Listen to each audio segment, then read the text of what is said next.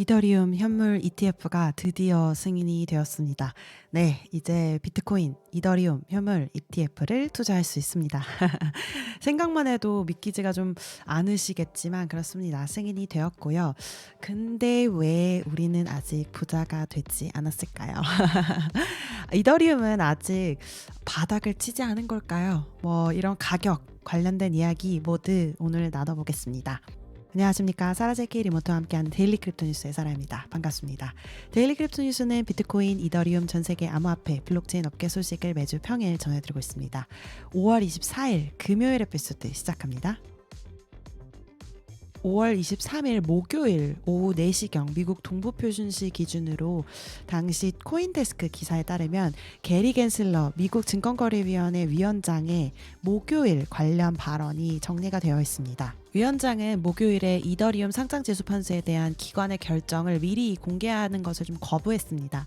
하지만 계속 지켜봐라, stay tuned 이렇게 조언을 했었는데요. 그리고서는 우리는 단지 법원과 법이 법을 해석하는 방식에 따라서 행동할 뿐이고 그것이 자신이 이제 깊이 헌신하는 일이다라고 워싱턴에서 열린 투자회사 연구소 행사 무대에서 말했습니다.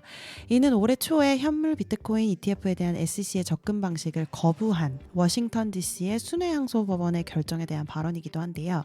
SEC는 몇 주간의 제한적인 참여 끝에 이번 주 초 이더리움 현물 ETF 신청을 지원하는 회사들에게 19B4 양식을 다시 제출하도록 요청을 했습니다. 이러한 양식에 따르면 SEC는 이더리움 ETF 발행자가 자산을 스테이킹할 수 있다는 생각에 좀 불편함을 느끼고 있는 거 아니냐라는 시그널을 보냈는데요. 그리고 같은 날 오후 30분경 역시 미국 현지 시간 기준이고 미디어는 ETF 관련 승인 보도를 하기 시작했습니다. 오늘은 좀 뉴스 미디어에 따라서 그 당시 상황을 한번 짚어보고자 하는데요. 그 중에서도 오늘 3가지 미디어를 가져와 봤습니다. CNBC에 따르면 SEC는 목요일 세계 최대 암호화폐 중 하나인 이더리움을 매수하고 또 보유하는 ETF의 길을 여는 규칙 변경을 승인을 했습니다. 이번 결정은 증권거래위원회가 비트코인 ETF를 승인한 지 6개월도 채 되지 않아 나온 것인데요. 구체적으로 살펴보면 SEC의 이 명령은 다양한 거래소들의 신청을 승인하면서 8가지 이더리움 현물 펀드를 상장할 수 있도록 했습니다. 이 명령은 그야말로 펀드 자체를 승인하거나 ETF가 거래를 시작할 날짜까지 정한 것은 아닙니다. 그리고 이 미디어는 전통 뉴스 미디어인 만큼 이더리움에서 발행된 다른 암호화폐는 유사한 상품으로 승인되지 않았다.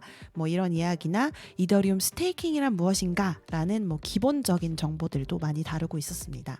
그리고 크립토 미디어 중에 하나 디크립트에 따르면요. 목요일 SEC 승인과 관련된 폴리마켓에 일부 디젠들이 1,300만 달러 이상을 베팅했다라는 기사를 보도를 했습니다. 하지만 이 기사는 이더리움 ETF 승인에 관한 것은 아니고 실제로 이 승인 여부에 대한 사람들의 논쟁을 다룬 기사였습니다. 이 폴리마켓이 prediction market, 그러니까 예측 관련된 베팅을 하는 그런 마켓인데요.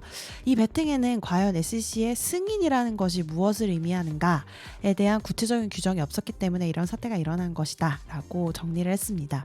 이번 승인은 앞서도 말씀드렸듯이 엄밀하게 말해서 투자회사들이 이 이더리움 현물 ETF를 제공하기 위해 제출 및 수정된 계획을 진행할 수 있도록 SEC가 규칙만 변경하는 것을 승인한 것이고 이 현물 ETF를 자체를 승인한 것은 아닙니다. 이 펀드 자체를 승인한 것은 아니기 때문에 어쨌든 결과는 이제 규칙 변경이 됐기 때문에 이제 그 규칙에 따라서 어플리케이션을 제출하면 이제 승인을 할 수 있는 그런 길이 열린 거죠. 근데 어쨌거나 이 폴리마켓 자체에서는 이 전반적인 상황 자체를 이제 승인이라고 보고 이견이 있었음에도 불구하고 최종 결과는 승인되었다. 라는 것으로 결정을 했다고 합니다. 재미있는 뉴스죠. 그 다음에 또 다른 암호화폐 미디어 DL 뉴스에 따르면요. 이더리움 현물 ETF 승인의 실제 의미에 대해서 좀 이야기를 해봅니다. 그리고 블랙락, 피델리티 인베스트먼트, 그레이스케일, 바네크, 인베스코, 갤럭시 디지털, 아크 인베스트, 21쉐어, 해시텍스, 프랭클린 템플턴, 비트와이즈 이 회사들이 발행하는 9가지 ETF가 출시될 것으로 보인다라고 언급을 했습니다. 이들은 지난 1월에 현물 비트코인 ETF를 출시했던 회사들과 거의 동일을 하고 그 중에서 발키리만 빠져 있다고 합니다. 그렇다면 이제 이 다음에는 무슨 단계가 남아있냐? ETF가 SEC의 승인 자체를 받으려면 두 가지 필수 양식이 마무리되어야 하는데요. 바로 19B4 서류, 요거는 이미 한번 제출이 되어서 지금 승인이 된 상태겠죠. 그리고 S1 서류인데요. S1 서류를 검토하는 데는 또 몇 주, 또 몇 달까지 걸릴 수도 있다고 하니까요. 시간은 좀 더 필요할 것으로 보이고요. 물론 또 FIT 21, 지금 미국에서 엄청 핫해 있는 법안이죠. 이 법안에 대한 결정도 또 남아있고 워싱턴의 분위기가 어떻게 될지는 알 수가 없기 때문에 계속 지켜봐야 할 것 같습니다. 뭐 이 ETF가 승인이 된다고 해서 미국에서 암호화폐 자체에 대한 규제가 제대로 성립이 된다든지 하는 건 아니기 때문에 그런 부분은 좀 유의해서 지켜봐야 될 것 같고요. 이 부분에 대해서 좀 더 자세히 알고 싶으시다면 저희가 매주 영문 버전에서 진행하는, 제가 매튜와 함께 진행하는 위클리 라운드업을 보시면 조금 더 자세하게 알 수 있을 겁니다. 나이지리아에서 열린 티그란 간바리안의 자금 세탁 관련 재판 둘째 날에 이 수감된 바이낸스 임원 간바리안은 구치소로 불려갔는데요. 하지만 그는 즉시 기절을 했다고 합니다.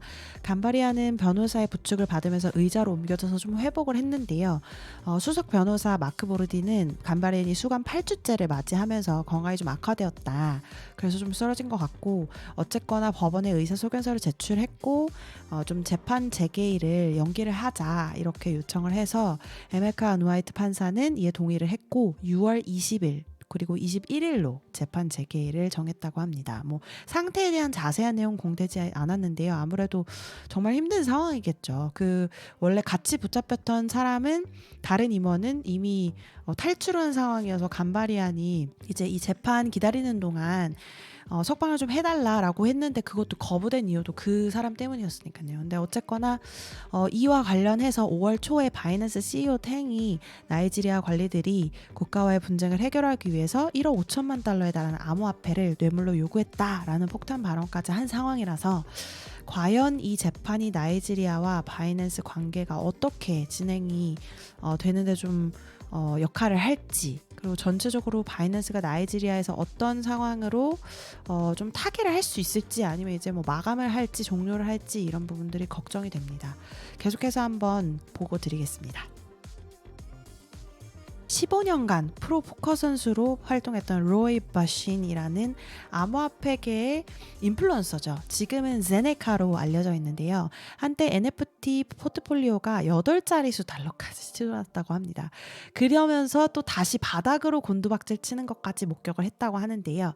요 코인텔레그래프에서 그의 암호화폐 인생에 대한 좀 특집 기사를 썼는데 관련된 내용이 재미있어서 한번 가져와 봤습니다. 그는 2021년에 젠 아카데미 그리고 The 333 Club이라는 것을 출시하면서 자신의 NFT 브랜드를 또 만들기도 했는데요. 그가 말한 몇 가지 인용문들을 좀 공유를 해보려고 합니다. 첫 번째로는, 저는 어떤 일이든 너무 심각하게 생각하지 않고 즐기려 노력한다. 그리고 또 장기적으로 암호화폐나 블록체인 기술에 대한 믿음을 가지고 있고, 이 공간에서 99%가 도박성, 폰지, 카지노라는 것도 알고 있다. 그래서 자기는 주로 이 공간에서 있는 시간 동안 즐기고 또 돈을 벌려고 노력한다 라고 이야기를 했습니다. 저도 이 말에 굉장히 동의를 하는데요. 물론 이제 돈을 벌려고 노력하겠죠. 다들 이제 일로 하는 거니까. 근데 그럼에도 불구하고 이 업계에 있는 사람들 특징을 사실 잘 나타낸 것 같습니다. 어떤 일이든 다들 즐기려고 노력하는 모습, 그리고 이 기술에 대한 무한한 믿음을 가지고 함께 이제 일해 나가는 모습, 그리고 물론 이 업계에 수많은 사기 케이스, 뭐 도박, 폰지, 카지노 이렇게 이야기를 했는데, 뭐 그 외에도 사실 스캠이 굉장히 많을 겁니다.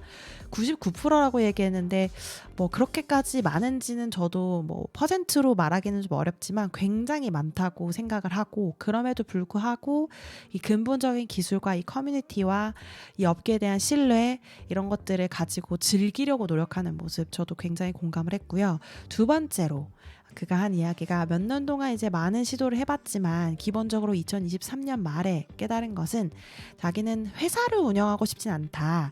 대신 커뮤니티를 운영하고 싶었다. 라는 말이었습니다. 그래서 이제 모든 결정을 내릴 때마다 어느 한쪽을 희생해야 하는 것만 같았고, 수익을 목적으로 하면 커뮤니티가 이제 안 좋아하고, 커뮤니티를 행복하게 만들려고 하면 돈이 들고, 이렇게 했다는 것이죠.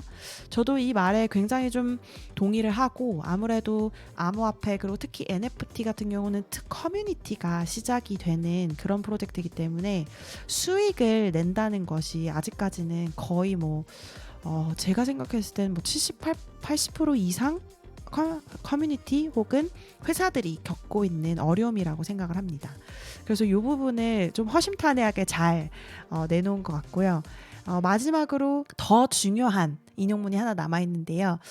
여기에서 한 기자가 이더리움 대체 불가능한 토큰 이더리움 NFT가 다시 돌아올까? 이렇게 물었더니 제네카의 대답이 예, 아니요, 약간 내니요 같은 대답이었는데요. 99.9%는 돌아오지 않을 것이다.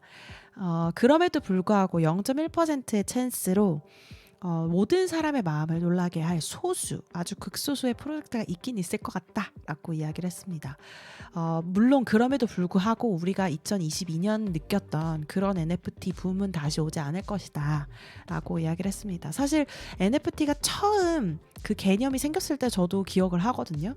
정말 많은 이제 논쟁들이 있었고, 이걸 어디에 써야 되냐, 프로파일 JPG 이미지로 쓰는 거에만 만족해야 되냐 이러면서 굉장히 많은 이야기가 있었는데, 그럼에도 불구하고 그때 있었던 그 토큰에 대한 어떤 불타는 마음, 어떤 열정, 이런 것들은 정말 다시 오기 힘들 것 같다라고 생각을 하는 모습이 굉장히 재밌었습니다. 아무래도 저는 사실 NFT에 그렇게 크게 관심이 있는 사람은 아닌데, 이 제네카가 사실 NFT 업계에서 꽤 유명했던 사람으로 이렇게 좀 특집 기사가 나왔다고 해서 한번 소개를 드려봅니다.